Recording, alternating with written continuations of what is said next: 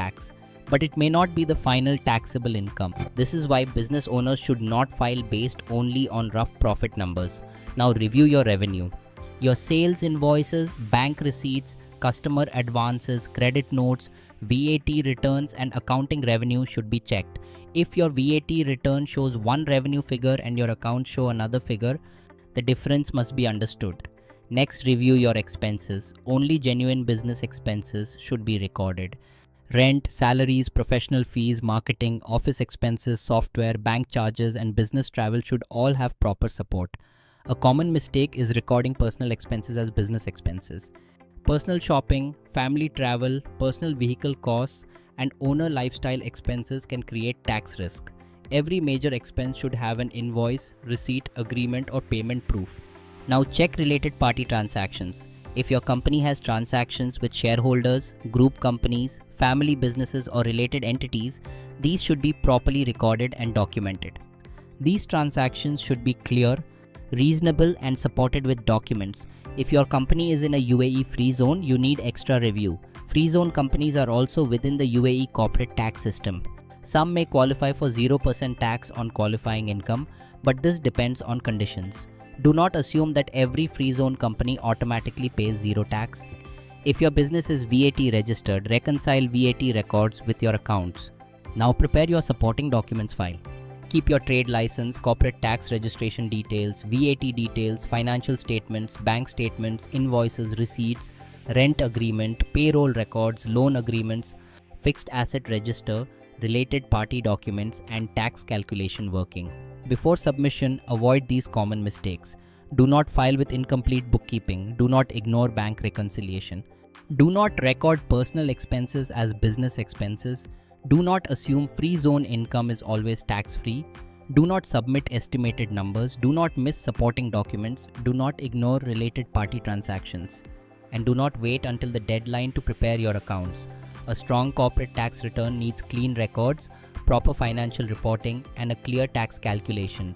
To summarize, before filing your UAE corporate tax return, prepare your bookkeeping, financial statements, revenue review, expense support, VAT reconciliation, bank reconciliation, related party records, free zone analysis, and final tax computation.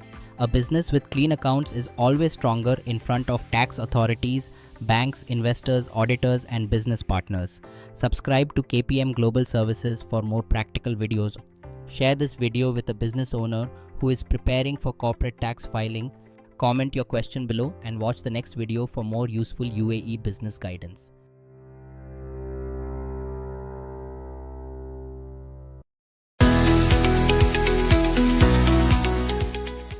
Many UAE businesses think corporate tax registration is only required when they make taxable profit. That is a serious misunderstanding. Welcome to this important business compliance update from KPM Global Services. Today, we will explain who must register for corporate tax in the UAE, what happens if you delay, and what business owners should do now. Corporate tax registration is not just for large companies.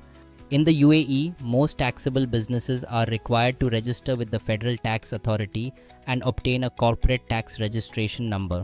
This includes mainland companies, free zone companies, UAE companies, and other juridical persons, foreign companies with a permanent establishment or taxable presence in the UAE, and natural persons conducting business activity in the UAE where the turnover crosses the required threshold.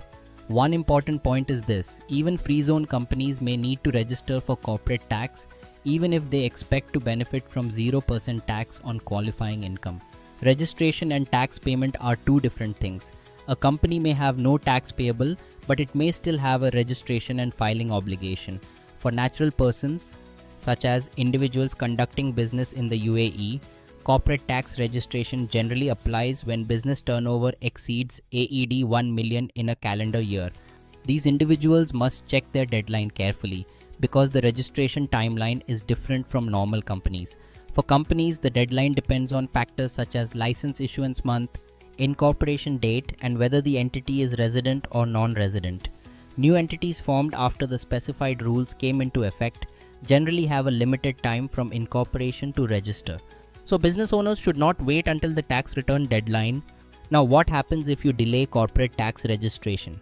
The main risk is an administrative penalty of AED 10,000 for failing to submit the registration application within the specified timeline. This penalty can directly affect your compliance record and create unnecessary cost for the business. But the risk is not only the fine. Late registration can also delay your corporate tax return filing, create problems in financial reporting, affect audit readiness, and cause stress when banks, investors, or business partners ask for compliance documents. Common mistakes include assuming that small businesses do not need to register, thinking that free zone companies are automatically outside corporate tax, ignoring the registration deadline, not keeping proper accounting records, and waiting until the last month to prepare financial statements. The right approach is simple. First, review your trade license, business activity, incorporation date, and tax period. Second, confirm whether your business is a taxable person, exempt person, free zone person, or natural person under corporate tax rules. Third, keep your bookkeeping, invoices, expenses, bank statements, and financial reports properly updated. Fourth, complete the registration through Imara tax before the applicable deadline. Fifth, plan for future corporate tax filing even if you expect zero tax payable. There may be specific situations where a late registration penalty can be waived or refunded if the required conditions are met, but businesses should not depend on relief after making a mistake. Proper compliance is always safer than correction later. If you are running a business in the UAE, corporate tax registration should be treated as a priority, not as an optional task. If this video was helpful, please like, subscribe, and comment your question below. Also share this video with any business owner who may still be confused about UAE corporate tax registration. For more practical updates on accounting, tax, VAT, audit support, bookkeeping, financial reporting, and business advisory in the UAE, watch our next video and stay connected with KPM Global Services. For professional assistance, you can also contact us on the details given.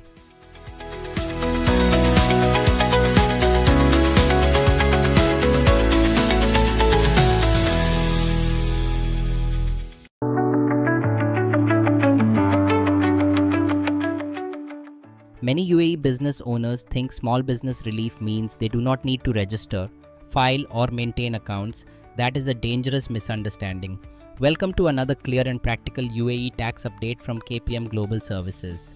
Today we will explain small business relief under UAE corporate tax, who can claim it, who cannot claim it, and what businesses should do before making the election. Small business relief is a special relief under UAE corporate tax designed to support small businesses, startups, entrepreneurs, and micro businesses. If an eligible business elects for this relief, it is treated as not having taxable income for that tax period. In simple words, eligible businesses may reduce their corporate tax burden, but only if they meet the required conditions. The main condition is revenue. To claim small business relief, the revenue of the taxable person must be AED 3 million or less in the current tax period and all previous tax periods. This is very important. It is not enough to check only the current year. For example, if your revenue is AED 2 million this year, but it exceeded AED 3 million in a previous tax period, your business may not be eligible to claim small business relief. The relief is available to resident persons. This may include UAE resident companies and natural persons conducting business activities, subject to the corporate tax rules and eligibility conditions. The relief must be elected for each tax period. It is not automatic. A business should review eligibility every year and make the election properly in the corporate tax return. Now, who cannot claim small business relief? A qualifying free zone person cannot elect for small business relief. This is because qualifying free zone persons have their own special corporate tax regime, subject to separate conditions. Also, members of multinational enterprise groups with total consolidated group revenue of more than AED 3.15 billion cannot claim this relief. Non-resident persons are also outside the scope because the relief is for resident persons. Another situation where a business cannot claim the relief is when revenue exceeds AED 3 million in any relevant or previous tax period. Once the threshold is crossed, the business should carefully review whether the relief is still available. There is also an anti-abuse risk. A business should not artificially split its activities into multiple companies only to stay below the AED 3 million threshold. If the Federal Tax Authority identifies artificial separation, it may treat the arrangement as made to obtain a corporate tax advantage. Business owners must also understand the trade-off. If you elect for small business relief, Certain other exemptions, reliefs, deductions, tax losses, or net interest expenditure benefits may not be available for that tax period. So, claiming the relief is not just a simple yes or no decision. It should be checked with proper accounting records, financial reporting, and tax planning. Common mistakes include assuming that small businesses do not need corporate tax registration, using profit instead of revenue to check eligibility, ignoring previous tax periods, assuming all free zone companies can claim it, and making the election without reviewing future tax impact. The practical steps are simple. Check your UAE tax resident status. Review your revenue for the current and all previous tax periods. Confirm whether you are a qualifying free zone person or part of a multinational group. Keep bookkeeping, invoices, bank statements, and financial reports properly updated. Review the effect of the relief before filing your corporate tax return. And most importantly, do not confuse relief with non-compliance. Even if you claim small business relief, proper records, registration, and filing responsibilities may still apply. Small business relief can be very useful for UAE SMEs, startups, and entrepreneurs, but only when claimed correctly. If this video helped you understand small business relief in UAE corporate tax, please like, subscribe, and comment your question below. Share this video with any UAE business owner who may benefit from this update. For more practical updates on corporate tax UAE, accounting services in UAE, VAT compliance UAE, bookkeeping, audit support, financial reporting, and business advisory, watch our next video and stay connected with KPM Global Services.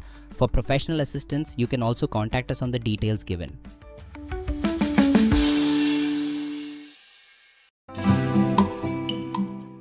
Hello everyone.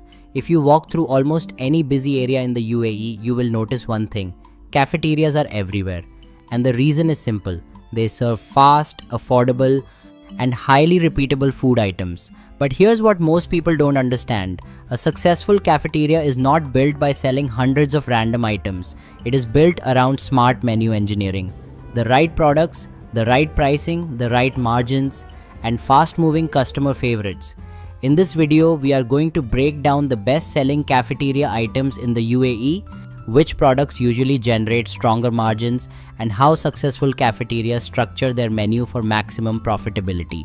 The UAE cafeteria market works because of three things: high population movement, fast-paced lifestyle, and strong food delivery culture. People want quick meals, affordable snacks, tea, juices, and late-night food. Office workers, students, labor staff, residents, and delivery customers all create daily demand. That is why cafeterias can generate strong repeat business if the menu is structured correctly. The real profit usually comes from volume and repeat customers, not expensive pricing. The first and most powerful cafeteria item in the UAE is tea. Tea is part of daily life here. Morning, afternoon, late night, people drink it constantly. And from a business perspective, it is extremely powerful. Low ingredient cost, fast preparation, very high repeat demand. Many cafeterias build loyal customers almost entirely around their tea quality. The profit per cup may seem small, but the volume creates strong daily income. The second best-selling category is paratha rolls. This includes egg paratha, cheese paratha, chicken paratha, almond chips paratha, and shawarma paratha. These items are popular because they are affordable, filling, and quick to prepare. One basic product can create multiple menu options. That improves profitability and simplifies inventory management. Parathas also work throughout the day. Breakfast, lunch, evening snacks, and late night orders. Shawarma is one of the strongest selling fast food items in the UAE. Why? Because it is fast, affordable, filling, and highly delivery friendly. Customers order shawarma repeatedly, and cafeterias can create multiple versions. The key to profit is consistency and portion control. A cafeteria with good shawarma can build strong recurring business very quickly. The next major category is burgers and sandwiches. Chicken burgers, zinger burgers, club sandwiches, grilled sandwiches. These are powerful because they appeal to almost every customer segment. They also work extremely well on food delivery apps, and cafeterias can improve profitability by creating combo meals with fries and drinks. Fresh juices are another strong cafeteria category. The UAE climate creates constant demand for cold drinks and juices. Popular options include mango juice, avocado juice, orange juice, cocktail juice, and watermelon juice. Juices also increase average order value because customers often order them alongside food. Breakfast can become one of the strongest revenue windows for UAE cafeterias. The key is speed and affordability. Morning customers usually want quick service and consistent taste. Lunch boxes and rice meals work especially well in high volume areas. Chicken biryani, fried rice, grilled chicken rice, curry meals. These products are popular near offices, labor accommodations, warehouses, and industrial zones. Lunch boxes create volume-based revenue, and if operations are efficient, margins can remain healthy. Desserts increase impulse buying. Brownies, donuts, pastries, kunafa cups, mini cakes. Customers often add desserts with tea or meals. Presentation is extremely important in this category. Visually attractive desserts perform strongly on Instagram and delivery apps. This helps cafeterias increase both sales and branding visibility. Now let's talk about one of the smartest cafeteria profit strategies, combo meals. Instead of selling one item, you sell a complete package. This improves both sales and operational speed. Successful cafeterias usually structure menus around three categories: traffic items, margin items, and volume items. Traffic items bring customers daily, like tea and parathas. Margin items increase profitability, like juices, snacks, and desserts. And volume items create bigger daily revenue, like lunch boxes and combo meals. The goal is balance, not just more products. The best cafeteria menus are simple, operationally efficient, and easy to repeat consistently. Now let's quickly cover mistakes. Very large menus, poor costing, weak packaging, slow service, and inconsistent taste. Many cafeterias fail because they try to do too much. Focus on products that move fast and generate repeat customers. The UAE cafeteria business can become highly profitable when the menu is built strategically. If you are planning to start your cafeteria business in the UAE and need professional guidance, you can contact us on the given details. Also, like this video, subscribe to the channel, and follow us for more business insights and opportunities.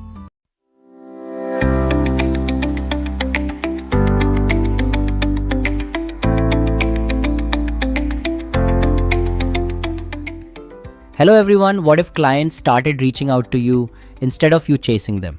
No cold calls, no constant follow-ups, no dependency on ads, just a strong personal brand that attracts high-value clients automatically. In today's UAE market, where competition is increasing every day, your visibility is your biggest advantage. In this video, I will show you exactly how to build a personal brand that consistently brings clients to you. Step by step, let's begin. The UAE is one of the most competitive and opportunity-driven markets in the world. Thousands of professionals, consultants, and business owners are offering similar services. So how do clients decide who to trust? They choose the person they see, recognize, and believe in. A strong personal brand creates authority. It builds trust before the first conversation. And most importantly, it positions you as an expert in your field. In Dubai and across the UAE, decision makers are highly active on platforms like LinkedIn and Instagram. If you are not visible, you are invisible. The first step is positioning. You cannot be everything for everyone. You must clearly define what you do, who you help, and what results you deliver. For example, instead of saying I do marketing, say I help real estate companies in Dubai generate qualified leads. The clarity attracts the right audience. When your positioning is clear, your content becomes powerful and targeted. This is where your personal brand begins. Content is your digital presence. It works for you 24/7. Your content should educate, solve problems, and showcase your expertise. Focus on three types of content. First, value-based content that teaches something useful. Second, authority content where you share insights and opinions. Third, proof content such as case studies, results, and client experiences. Consistency is more important than perfection. Posting regularly builds visibility and trust over time. Choosing the right platform is critical. In the UAE, LinkedIn is one of the most powerful platforms for professionals and consultants. Instagram works well for visual branding and lifestyle positioning. YouTube helps in building deep authority and long-term trust. Focus on one or two platforms initially. Master them before expanding. Your goal is not to be everywhere. Your goal is to be visible where your target clients are. Choosing the right platform is critical. Trust is the most important factor. People buy from those they trust. Share testimonials, client results, and real experiences. Show your journey, your process, and your expertise. In the UAE market, reputation spreads quickly. One strong result can bring multiple referrals. Always focus on delivering value and maintaining relationships. Many people fail because they lack consistency. Some try to target everyone and end up attracting no one. Others focus only on selling instead of providing value. Avoid these mistakes. Stay consistent, stay clear, and focus on long-term growth. Personal branding is not instant. It is a long-term asset. A strong personal brand can completely transform your business. Instead of chasing clients, you create a system where clients come to you. If you build it strategically, it becomes your biggest asset. If you want to build or scale your personal brand in the UAE and need expert guidance, feel free to contact us on the given details, and make sure to like this video, subscribe to the channel, and follow us for more powerful business strategies.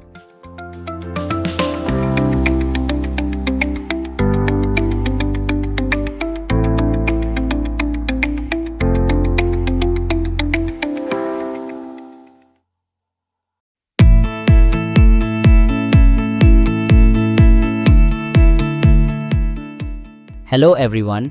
The beauty and aesthetic industry in the UAE has grown massively over the last few years.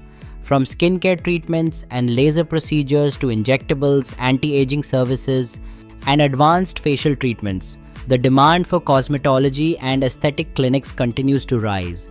But many entrepreneurs still ask one important question: is this business actually profitable? Or does it only look attractive from the outside? In this video, we are going to break down the real business side of cosmetology clinics in the UAE, including market demand, setup cost, operational structure, profit potential, risks, and what actually makes clinics succeed or fail. The UAE has become one of the strongest beauty and wellness markets in the region. Why? Because appearance, skincare, wellness, and personal grooming are deeply connected to lifestyle culture here. Residents, tourists, influencers, executives, and high-income consumers actively spend on aesthetic treatments. Social media has also accelerated this industry significantly. People are more aware of cosmetic procedures, skin treatments, and anti-aging solutions than ever before. And because the UAE attracts an international population, demand exists across multiple customer segments. Not all clinic services generate the same profit. Some treatments are high-volume services, others are premium high-ticket treatments. Popular cosmetology services in the UAE include laser hair removal, hydra facial treatments, skin rejuvenation, Botox and fillers, PRP therapy, acne treatments, body contouring, and anti-aging procedures. Many of these services have strong repeat customer potential, and repeat customers are what make clinics profitable long-term. Before opening a clinic, understand this clearly. A cosmetology clinic is not just a beauty business. It is a healthcare and operational business combined. You are managing licensing, compliance, equipment, staff, hygiene, customer experience, and medical standards at the same time. That means profitability depends heavily on systems, not only demand. The clinics that succeed usually focus on three things: strong branding, operational efficiency, and customer retention. In the UAE, cosmetology clinics require proper approvals and licensing. This includes healthcare-related approvals, medical professional licensing, clinic compliance standards, and operational regulations. You cannot operate this business casually. Authorities take healthcare and aesthetic services seriously. That is why professional setup is extremely important. Compliance protects both the business and the patient. Now let's talk about investment. A cosmetology clinic can require significant setup costs depending on size and positioning. Clinic interiors, medical equipment, laser machines, staff salaries, licensing, marketing, and rental costs all impact investment. Premium clinics in prime locations require much larger budgets. However, many clinics also operate through leaner boutique models initially. The key is balancing investment with realistic patient flow. Now let's answer the main question. Yes, cosmetology clinics can be highly profitable in the UAE, but only when structured correctly. The strongest clinics focus heavily on repeat treatments and long-term customer retention. Because one-time customers are not enough, recurring services create stable revenue. Membership packages, treatment bundles, skincare subscriptions, and long-term client relationships increase profitability significantly. Clinics also become stronger when branding and patient trust are high. Marketing is one of the biggest growth drivers in this industry. Instagram, TikTok, influencer marketing, before and after content, and educational skincare videos all generate visibility. But the most powerful marketing factor is trust. Patients choose clinics where they feel safe and confident. Online reviews, professional branding, doctor credibility, and customer experience matter heavily. This industry is highly reputation driven. Now let's talk honestly about why some clinics fail. Overinvestment in interiors without enough marketing, weak operational systems, poor customer experience, unqualified staffing, and depending only on discounts to attract clients. Many clinics look luxurious but struggle financially because they lack structure. The successful clinics focus on retention, systems, and long-term branding. Once a clinic becomes stable, scaling opportunities become very strong. You can add new treatments, expand into multiple branches, build premium skincare brands, offer wellness programs, or create medical tourism packages for international clients. The UAE market supports premium positioning extremely well if trust and branding are strong. So is a cosmetology clinic profitable in the UAE? Yes, but it is not easy money. It is a professional business that requires licensing, investment, systems, branding, compliance, and strong customer trust. The clinics that combine medical standards with premium customer experience usually perform best. If you are planning to start your cosmetology clinic in the UAE and need professional guidance, you can contact us on the given details. Also, like this video, subscribe to the channel, and follow us for more business insights and opportunities.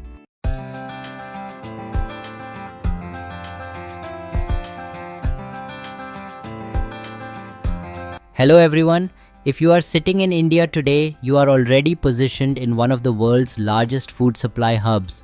The global demand for Indian food products, whether it's rice, spices, or pulses, is continuously growing. But here's the reality. Most people never enter this business because they don't understand the system behind exports. In this video, I will break down a clear practical roadmap to help you start and scale a foodstuff export business from India. Welcome to this complete guide on foodstuff trading for Indian exporters. In the next few minutes, you will understand how to build the right foundation, what licenses and registrations are required, how the export cycle works in real business terms, and how to create a profitable and scalable model.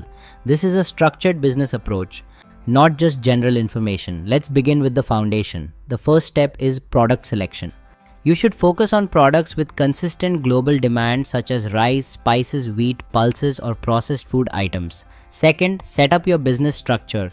You can start with a proprietorship or partnership, but for scalability, a private limited company is often preferred. Third, obtain your Import-Export Code (IEC) from DGFT. This is a mandatory requirement for all exporters. Fourth, secure your FSSAI license as you are dealing with food-grade products. Fifth, open a current bank account that supports international transactions and foreign currency handling. Once these elements are in place, your business is legally and operationally ready. Now let's understand how the export system actually functions.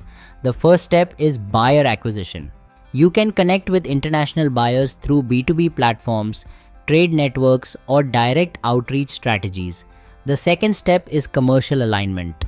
You finalize pricing, quantities, and trade terms such as FOB or CIF, which define cost and responsibility between buyer and seller. The third step is documentation. A standard export transaction includes commercial invoice, packing list, bill of lading, certificate of origin, food compliance certifications. The fourth step is logistics execution. You coordinate with a freight forwarder who manages customs clearance, shipment, and delivery. The final step is payment realization. Use secure channels like letter of credit or advance payment to minimize risk. This structured system ensures smooth international trade operations.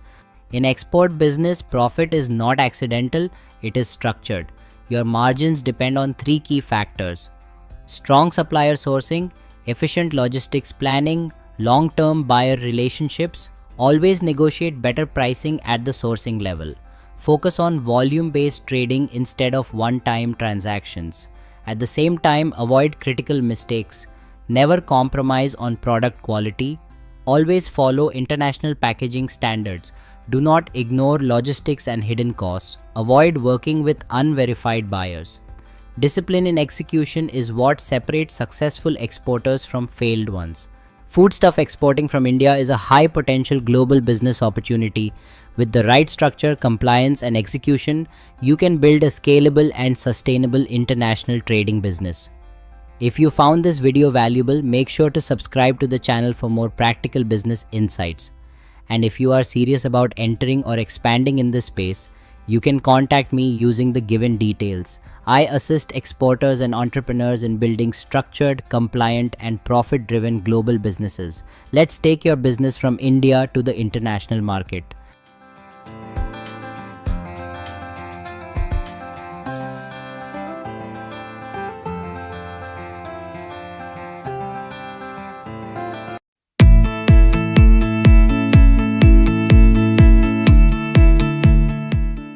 Hello everyone. One of the most critical decisions when starting a business in the UAE is something most people underestimate: your business activity. This one decision determines your license type, approvals, banking process, and even how your business operates. Choose it correctly and your business runs smoothly. Choose it wrong and you face restrictions, delays, and unnecessary costs. In this video, we will break down how to choose the right business activity in the UAE with complete clarity and strategy. Let's first understand what a business activity actually means. In the UAE, every business is registered under specific activities approved by authorities. This activity defines what you are legally allowed to do. For example, consulting, trading, marketing services, or technical services.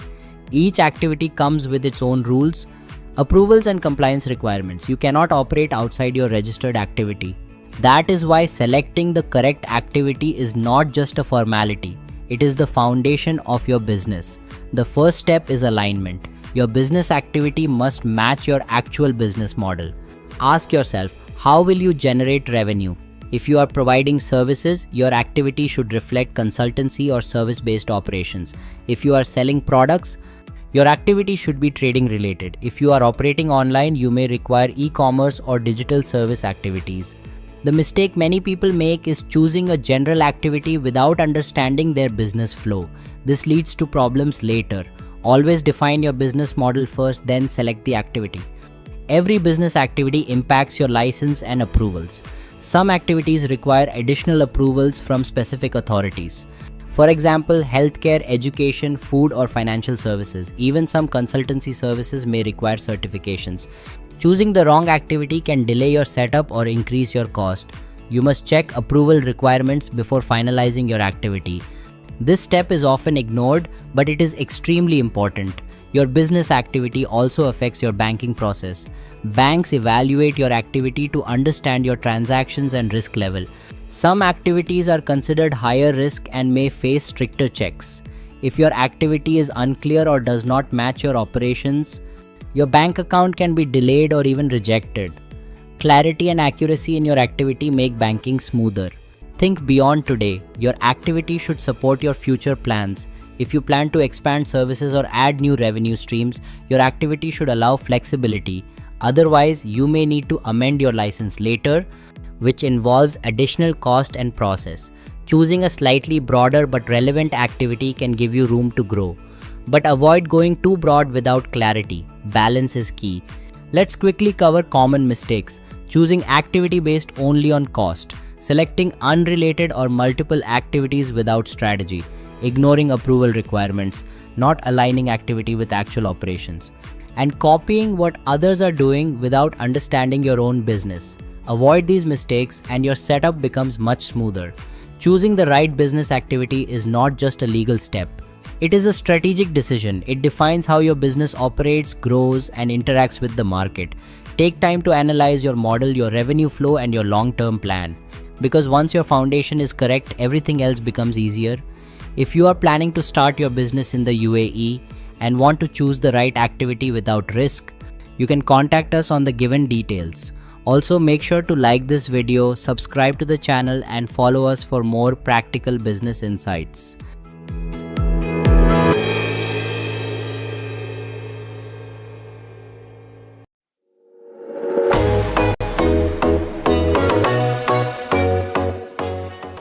Hello everyone. In today's world, your personal brand is no longer optional.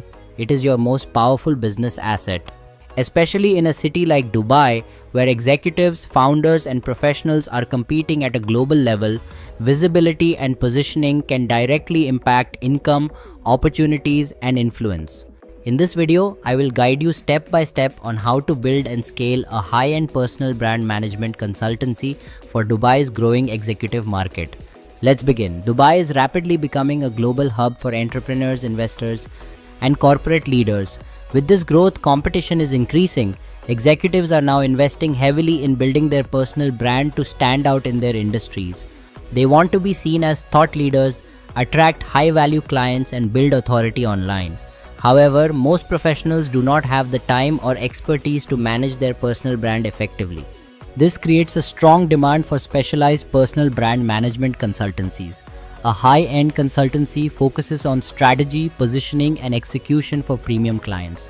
Let's understand the business model. A personal brand management consultancy offers end-to-end services. This includes brand strategy, content planning, social media management, and reputation building. You can help clients with LinkedIn positioning, content creation, video strategy, and public presence. Other services include ghostwriting, profile optimization, PR placements, and speaking opportunities. You are not just managing social media, you are building a powerful personal brand that generates business results. Your focus should always be on ROI-driven branding. To attract premium clients, your positioning must be clear. You are not offering basic social media services. You are offering strategic brand transformation. Your brand should communicate authority, expertise, and results. Focus on a niche such as CEOs, founders, or industry professionals. Your communication, pricing, and presentation should reflect high value. Premium clients are not looking for cheap services. They are looking for results, clarity, and long-term impact. Now let's talk about setup. You can start with a lean team and scale gradually. Key roles include content strategists, writers, video editors, and social media managers. You also need systems for content planning, approvals, and performance tracking. Having structured workflows improves efficiency and consistency.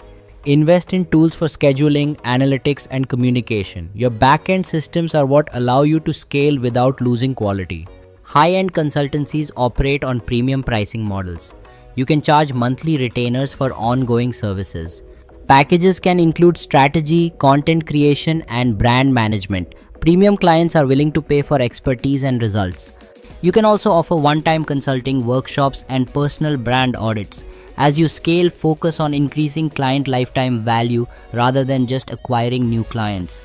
Recurring revenue ensures stability and growth. Client acquisition is critical. Your own personal brand is your biggest marketing tool. Showcase your expertise through content, case studies, and results. LinkedIn is one of the most powerful platforms for this business. Networking also plays a major role. Attend business events, connect with founders, and build relationships. Referrals and word-of-mouth marketing will drive high-quality clients. Focus on trust and credibility. Scaling this business comes with challenges. Maintaining quality while increasing clients is one of the biggest issues. You must build strong processes and hire the right team.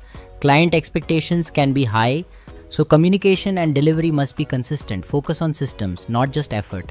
Automation and delegation will help you scale efficiently. A high-end personal brand management consultancy is one of the most powerful and scalable service businesses in today's digital economy. With the right positioning, systems, and strategy, you can build a premium client base and long-term success. If you are planning to start or scale your consultancy and need professional guidance, feel free to contact us on the given details. And don't forget to like this video, subscribe to the channel, and follow us for more powerful business ideas and strategies.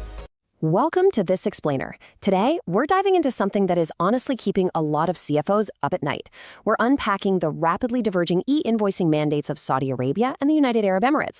Look, if you operate in the GCC, you already know there's a massive shift happening right now toward mandatory digital reporting. But the way these two jurisdictions are handling it, well, it could mean serious disruption for your financial systems if you aren't prepared.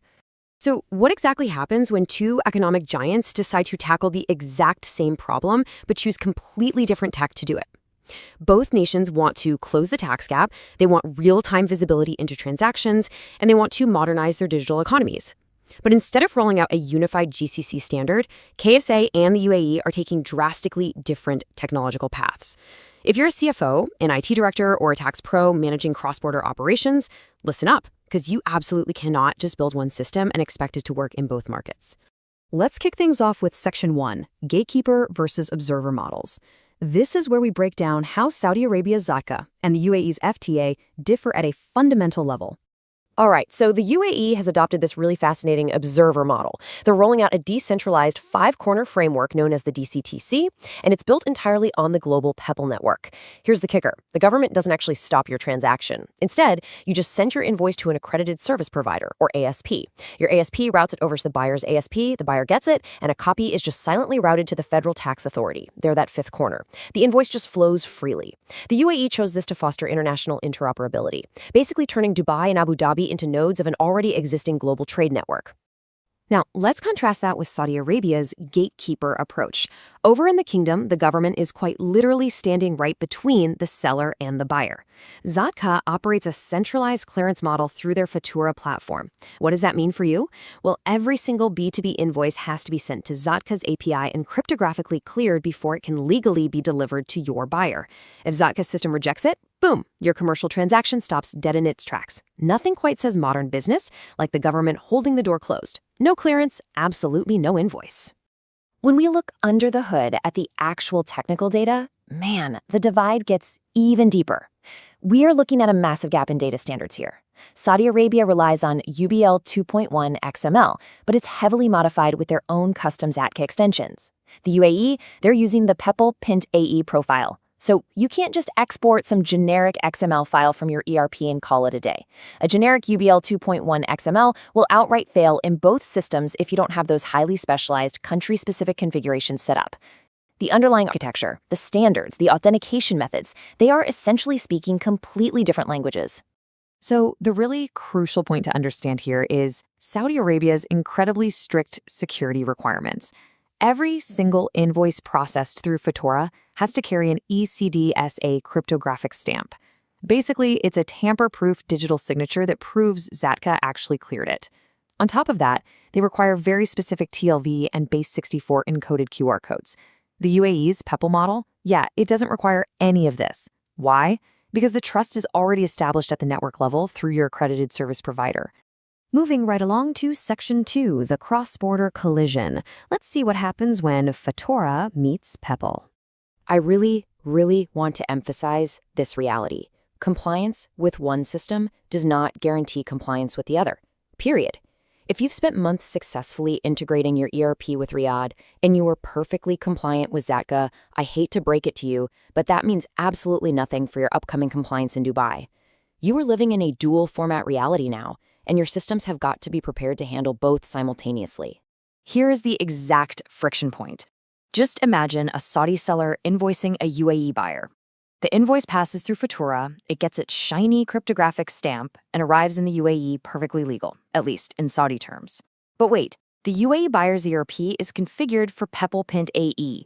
It has literally no idea how to read those KSA-specific ZATCA extensions. So without some kind of automated interoperability layer or middleware, your finance teams are going to be forced into manual rekeying. And you know what that means. Extraction errors, messing up Arabic text transpositions, and just severe reconciliation failures. It is a massive translation bottleneck. All right, Section 3, your 2026 compliance roadmap. Let's talk about bridging that ERP integration gap. So, the UAE Ministry of Finance recently outlined their staggered rollout schedule. The pilot and voluntary phase kicks off in July 2026. But take a close look at January 2027. That is Phase 1 mandatory for businesses pulling in over 50 million dirhams in revenue. And here's the catch. If you are in Phase 1, the deadline to officially appoint your accredited service provider is actually July 2026. Building direct API integrations takes months, and even getting ASP connectors mapped out takes a lot of time. So the time to start evaluating your ASP and testing your system is, well, right now. And if you're wondering why there's such urgency, just look at this number, 50,000 Saudi riyals. While the exact UAE penalties aren't fully finalized just yet, Saudi Arabia is already out there actively issuing cascading fines up to 50,000 riyals for Fatura integration failures and non-compliant formats. And remember, a failed clearance isn't just a slap on the wrist penalty. It actually compromises your VAT deductions. The financial exposure here is very real, and the UAE's eventual penalty framework is widely expected to mirror their existing very strict VAT penalties. Okay, so here is your highly practical, step-by-step ERP integration checklist to actually achieve this dual compliance. Step 1. Verify that your KSA Fatura integration is completely airtight today, because like we said, it's already being actively enforced. Step 2 is where the heavy lifting really begins. You need to map your master data to the new UAE Pinta EE specifications. For Step 3, you've got to evaluate and onboard a UAE accredited service provider. You literally cannot connect to the PEPL network without one. And finally, Step 4, get into the FTA sandbox environment and start testing so you can catch any rejections early. And listen, when I say map your master data, I mean you need a deep audit. The newly released UAE e-invoicing data dictionary introduces some major updates that you absolutely have to account for. You're going to need to classify invoices with new transaction codes. If you operate in a free trade zone, you must include specific declarations and beneficiary TRNs. That is going to have a massive impact. Plus, you need mandatory text explaining any VAT zero rating reasons and the principal's TRN for disclosed agent billing. Remember, folks, even a single mismatched field can lead to your invoice being outright rejected on the network. Which leaves us with one final, absolutely critical thought to ponder today. Is your ERP ready to speak two completely different tax languages by 2026? Saudi Arabia demands a strict gatekeeper clearance, while the UAE demands an observer network transmission. If you treat this as just one generic Middle East IT project, you are practically guaranteeing failure. You need dual compliance, perfectly structured master data, and technical readiness, and you need it today. Thanks so much for tuning into this explainer. Now go audit those cross-border systems before the deadlines catch up to you.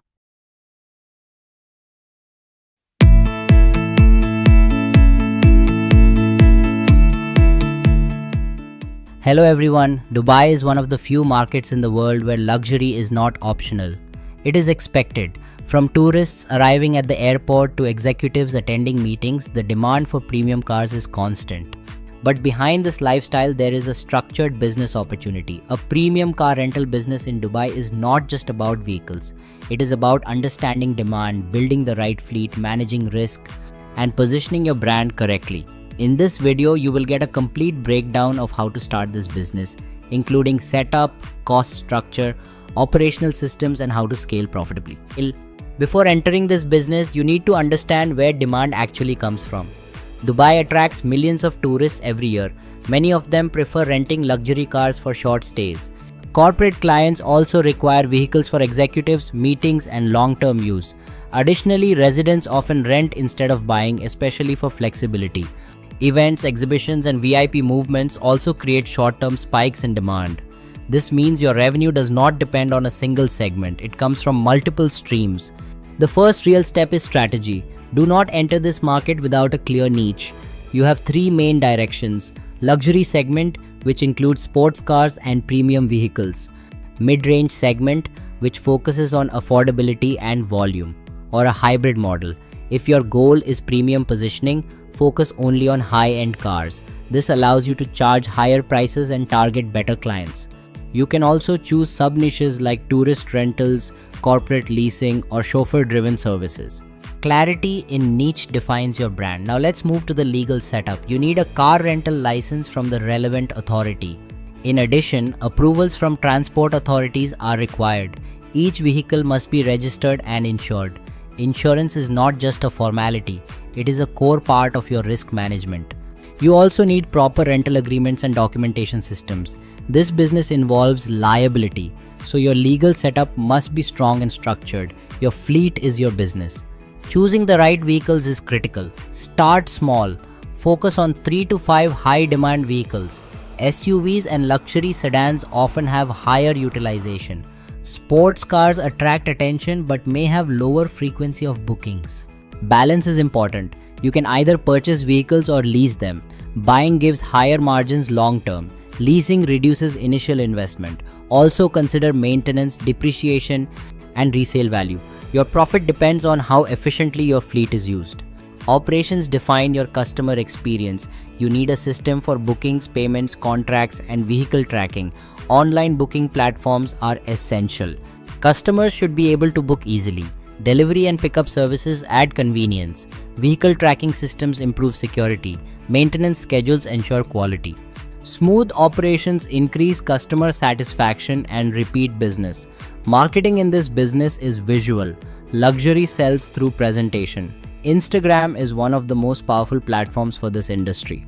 High quality photos and videos attract clients.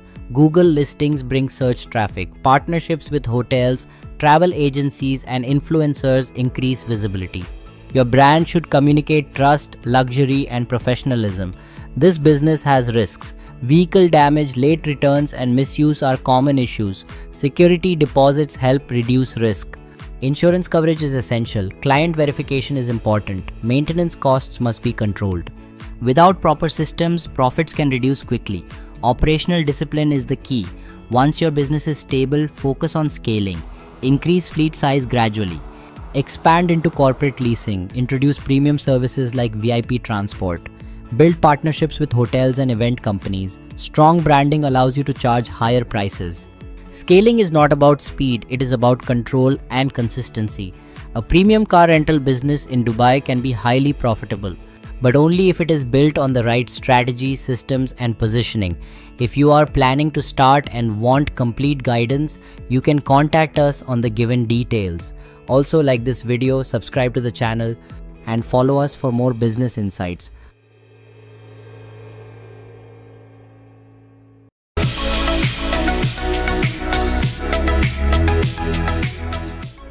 Hello everyone, if you are planning to start a business in the UAE, the biggest confusion is not the idea, it is the process. Where to start, what comes first, what approvals are required, and how everything connects. Most people either overcomplicate it or make costly mistakes due to lack of clarity. So in this video, I am going to walk you through the complete step-by-step business setup process in the UAE. Not theory, but a practical sequence that you can actually follow. By the end of this video, you will have complete clarity on how to move from idea to fully operational business. The first step is clarity. Before any paperwork, you must define your business activity and model. Ask yourself, what exactly will your business do? Will you provide services, trade products, or operate digitally? Your activity defines your license, approvals, and even your banking process. Do not rush this step because everything else depends on this decision. A clear business model makes the entire setup smoother. The second step is choosing your jurisdiction. You have three main options. Mainland allows you to operate across the UAE and deal directly with local clients. Free Zone offers full ownership and is ideal for international or service-based businesses. Offshore is mainly for international operations and asset structuring. This decision should be based on your target market and revenue model, not just cost. Choosing the wrong jurisdiction can limit your business operations. Once your activity and structure are clear, the next step is selecting your trade name. Your business name must follow UAE naming guidelines. After that, you apply for initial approval from the authority. This approval confirms that the government has no objection to your business. It is not the final license, but it is a key step to move forward. Now comes the documentation stage. This includes passport copies, visa details, application forms, and business-related documents. If you have partners, agreements may also be required. Accuracy is critical here. Any mistake can delay your process. Once documents are ready, you submit your application to the relevant authority. This is where your business structure becomes official in the system. Every business in the UAE requires a registered address. Depending on your setup, this can be a physical office, co-working space, or virtual office. Mainland companies often require HRE or tenancy contracts. Free zones provide flexible workspace options. Your office requirement depends on your activity and license type. Choose based on your actual operational needs. Once everything is approved, your trade license is issued. This is the official document that allows you to operate legally. Your license will mention your business activity, company name, and jurisdiction. At this stage, your company is legally registered, but you are not fully operational yet. There are still important steps to complete. After license issuance, you can apply for visas. This includes investor visas and employee visas. The process involves entry permit, medical test, Emirates ID, and visa stamping. The number of visas depends on your license and office space. This step allows you to legally stay and operate in the UAE. Now comes one of the most important steps, opening a corporate bank account. Banks require proper documentation, business clarity, and compliance checks. They will evaluate your business model and expected transactions. This process can take time. So patience and proper documentation are important. Without a bank account, your business cannot operate effectively. Once your business is active, compliance becomes your responsibility. You must maintain proper accounting records. If your revenue crosses the threshold, VAT registration becomes mandatory. Renewals, filings, and documentation must be handled correctly. Operational discipline is what keeps your business running smoothly. Setting up a business in the UAE is a structured process. If you follow the right sequence, it becomes simple and efficient. But if you skip steps or make wrong decisions, it can become costly and time-consuming. The key is clarity, planning, and execution. If you are planning to start your business in the UAE and want complete step-by-step assistance, you can contact us on the given details. Also, make sure to like this video, subscribe to the channel, and follow us for more professional business insights.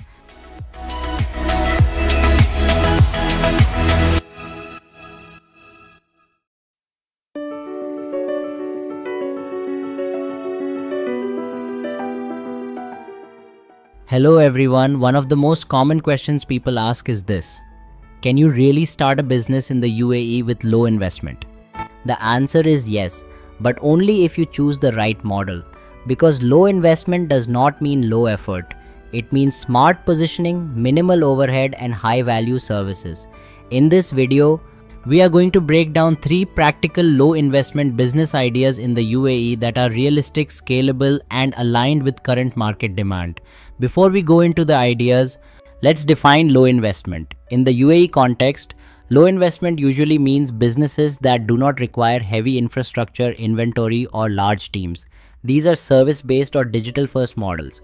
Your main investment is your skill, positioning, and execution. If you approach it correctly, your returns can be significantly higher than traditional businesses. The first business is personal brand and digital consulting services. In the UAE, businesses and professionals are actively looking to build their online presence. From LinkedIn management to content strategy, demand is growing rapidly. You can offer services such as social media management, content creation, lead generation, or branding consultancy. The investment required is minimal: a laptop, internet, and your expertise. The key here is specialization. Instead of offering everything, focus on a niche. For example, real estate marketing, business consulting, brands, or executive positioning. This business can scale through retainers and long-term clients. The second business is corporate services or business setup consultancy. Every year, thousands of entrepreneurs enter the UAE market, but most of them don't understand the setup process. This creates a strong demand for consultants who can guide them. You can offer services like company formation, visa assistance, documentation, and compliance support. This business is relationship driven. Your network becomes your biggest asset. You don't need a large office. You need credibility, knowledge, and connections. Revenue comes from service fees and commissions. This is one of the most profitable low investment businesses if positioned correctly. The third business is niche service-based businesses. Instead of entering saturated markets, focus on specialized services. Examples include cleaning services, mobile car wash, pet care services, or maintenance services. These businesses require limited setup but solve real problems. The demand is consistent because these are essential services. You can start small and scale gradually. The key is quality and reliability. Once you build trust, customers become long-term clients. Recurring revenue makes these businesses stable. Now the question is, which one should you choose? The answer depends on 3 factors: your skill, your network, and your target market. If you have digital skills, go for consulting. If you have strong connections, go for corporate services. If you prefer operations, go for service-based businesses. Choose based on your strength, not trends. Regardless of the business you choose, success depends on execution. Focus on positioning, consistency, and client experience. Build a strong personal brand. Network actively. Deliver results. In the UAE, opportunities are everywhere, but only those who execute properly succeed. Starting a business in the UAE with low investment is possible, but choosing the right model is everything. If you are planning to start and need structured guidance, you can contact us on the given details. Also, like this video, subscribe to the channel, and follow us for more practical business insights.